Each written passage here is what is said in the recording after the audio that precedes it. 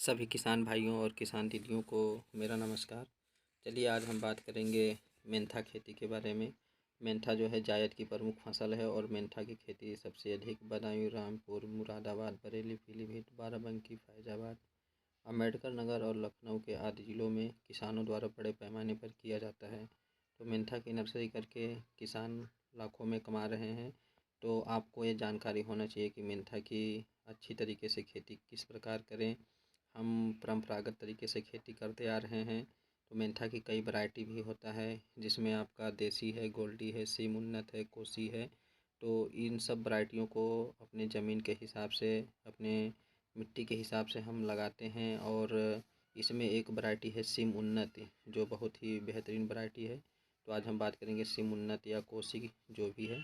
तो इनको किस तरीके से हम खेत में लगाने से पहले इनका नर्सरी किस तरीके से किया जाए और खेत की तैयारी किस तरीके से किया जाए, और फिर आप इसमें कितने डिस्टेंस पे आपको लाइन से लाइन की दूरी रखना है और पौधों की पौधों से दूरी रखना है।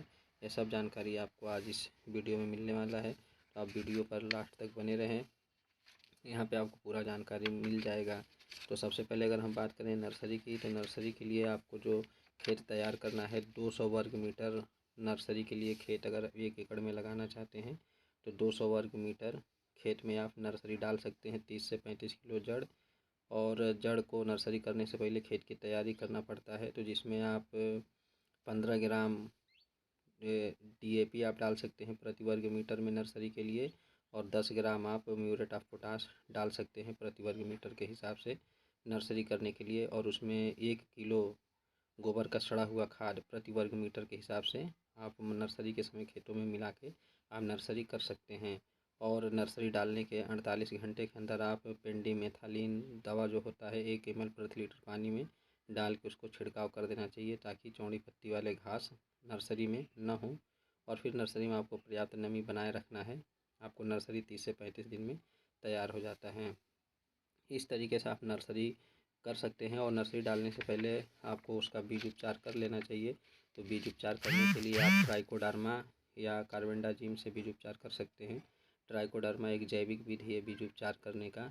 अगर ट्राइकोडर्मा से करते हैं तो 2 ग्राम प्रति लीटर 5 ग्राम, इसमें 5 ग्राम प्रति किलो के हिसाब से आप इससे उपचार करेंगे। और अगर कार्बेंडाजिम से कर रहे हैं तो 2 ग्राम प्रति किलो के हिसाब से आप पानी में घोल बनाकर इसका उपचार कर सकते हैं।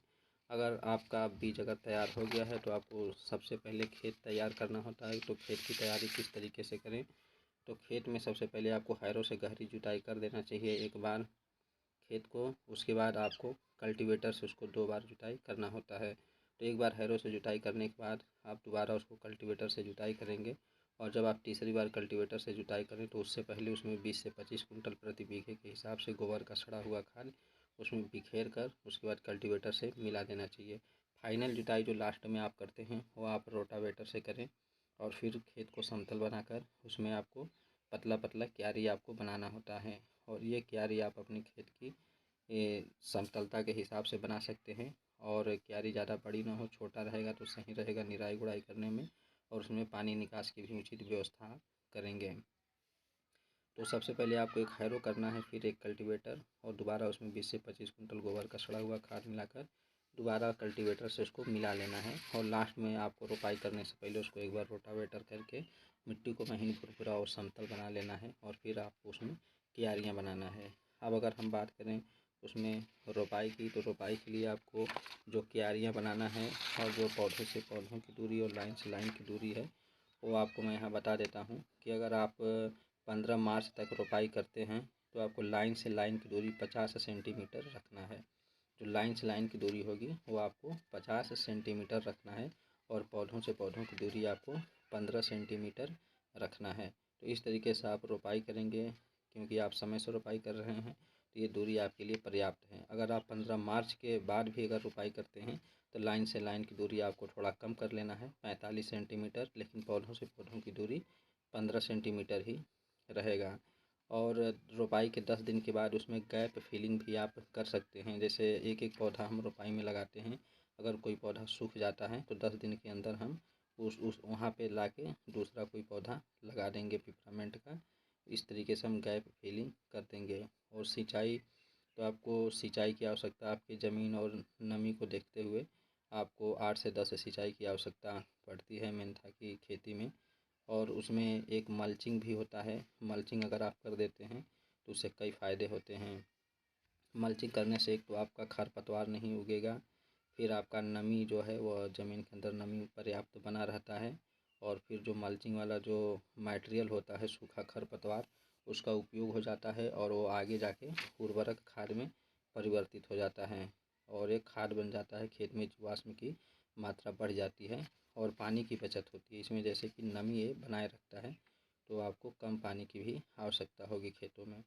तो इस तरीके से मल्चिंग बहुत ही कारगर होता है। नर्सरी में करना, नर्सरी में करें या फिर किसी भी फसल में आप जिसका आप कर सकते हैं, गोभी हुआ, टमाटर हुआ या कोई बागवानी हुआ, इसमें आप मल्चिंग करेंगे तो इसी तरीके से हम पिपरामेंट में भी मल्चिंग कर सकते हैं और इसका फ़ायदा ले सकते हैं। तो उम्मीद करता हूँ आपको ये वीडियो अच्छा लगी हो और आपको जानकारी अच्छा लगा हो। चैनल को लाइक और सब्सक्राइब